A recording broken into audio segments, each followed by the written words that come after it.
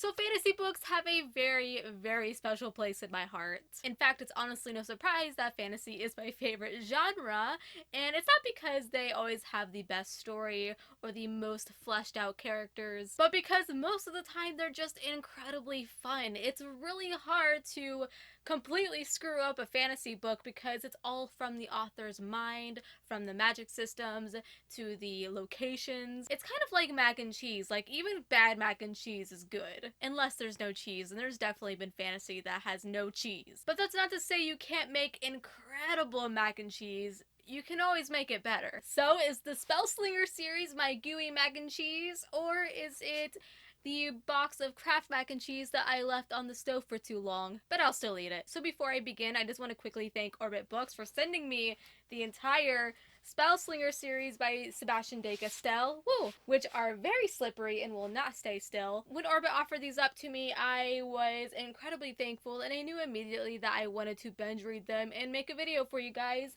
to let you know if they're worth reading or not, because there are 6 of them. In fact, let me show you all of them. We have Spellslinger Book 1, Shadow Black Book 2, Charmcaster Book 3, Soulbinder Book 4, Queenslayer Book 5, and the newest release that just came out in December, Crownbreaker Book 6, which is the finale. Spellslinger is truly a series opener like I've never read before. It's kind of over the top and wacky with the perfect amount of action and humor that I already love, but because of Sebastian de Castell's style, I loved it even more. Our main protagonist, Kellen, sucks at magic. Sad, but true. He just can't seem to have enough power, and he's totally accepted the fact that he will fail his maid's trials, and when you fail, you become a servant and your family forgets you. The magic system is actually really interesting. It involves having 6 bands that are embedded in your upper arm, kind of like a tattoo, and when you surpass a certain amount of skill, one of those bands will spark. And then you can use that magic. So some people only have the Ember band sparked, or maybe they have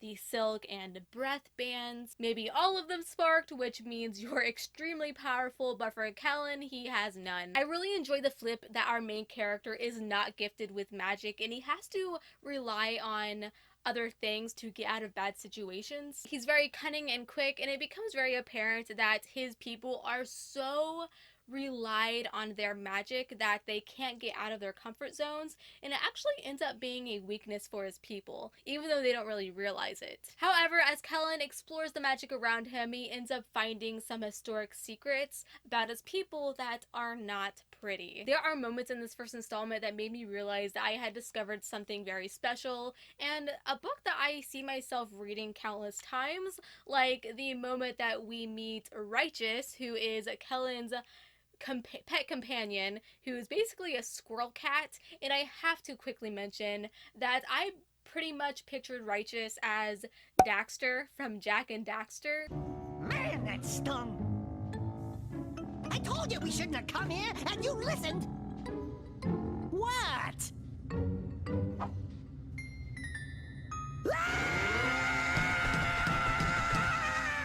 Same personality and everything, and honestly, I kind of pictured Kellen as Jack. So if you enjoyed the Jack and Daxter games, then you will probably enjoy this one too. But everything I have talked about has barely scratched the surface of how deep that this series really goes into. Books 1 and 2 are definitely teasers because some of the later books are even more addicting. Noticed how I said some? We'll get to that reason in a moment. As the story progressed, I was getting more and more excited. When you finish book 1, you just can't help but pick up book 2 and then pick up book 3. They are so short and quick. We actually have a larger than life grand story that is so much more than these characters who are stuck in a world as outcasts. Every adventure is a learning experience for Kellen, and with each book the lessons get harder, and even the characters' motivations, you are constantly questioning them, especially Kellen's family. We are sitting there like, I feel like I'm missing something. I know Sebastian de Castell is holding something back. You feel like you really need to know what's gonna happen next, and then you have the urgency to binge read the series like I did. The stakes are getting higher for Kellen with each book as his character develops. Oh, you want to talk about character development?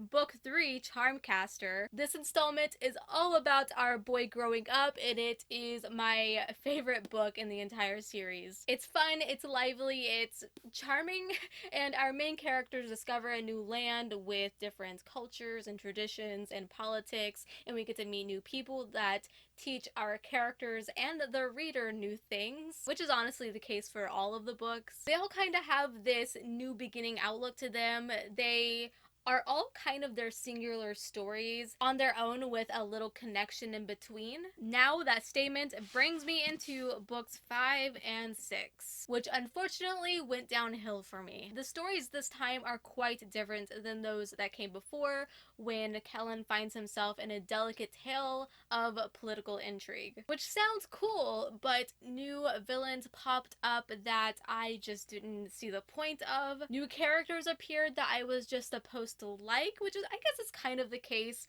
for all of these books. You're in new locations in pretty much each one, and there's new characters that Kellen meets that actually become main characters of that particular book. But I mean, these are the last 2 books, and it wasn't what I wanted. I kind of wanted the story to wrap up all of the stuff that we learned throughout the entire series. The story I was so invested in books 1 through 4 disappeared, and books 5 and 6 felt like it just ditched all of that progress. Even Kellen as a character is different. In book 4, he was becoming so brave and he had such big character development, but in book 5 he totally reversed that, and he became a huge whiner and kept calling himself weak, which physically pains me. I did binge read this entire series at once, so maybe I am seeing these problems a lot more than others because of that. Oh wait, while we are talking about the negatives, Kellen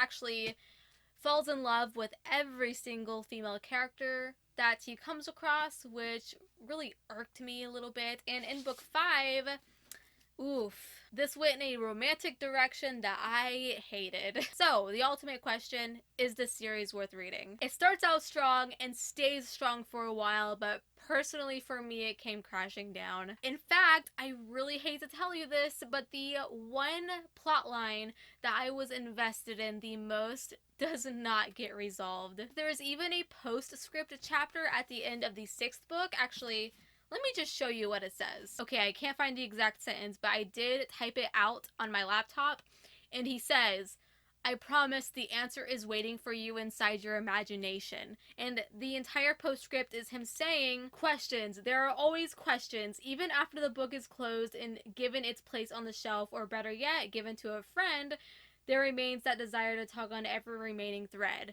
But the one thread that we are desperately searching for throughout, actually since book 2, mainly since book 2, we don't get an answer to.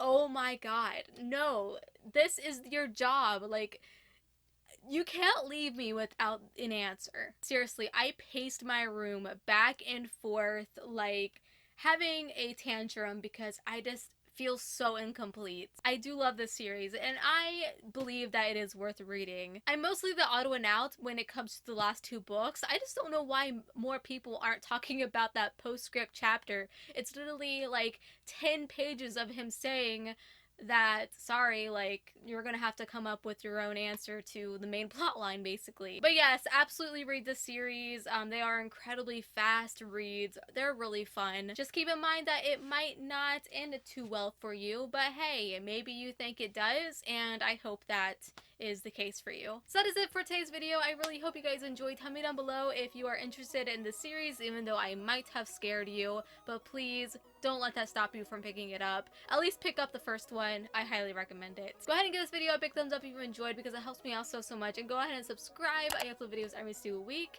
Follow me on Instagram at HollyArtsBooks and on Twitter at HollyNiece. And until we meet again, happy reading.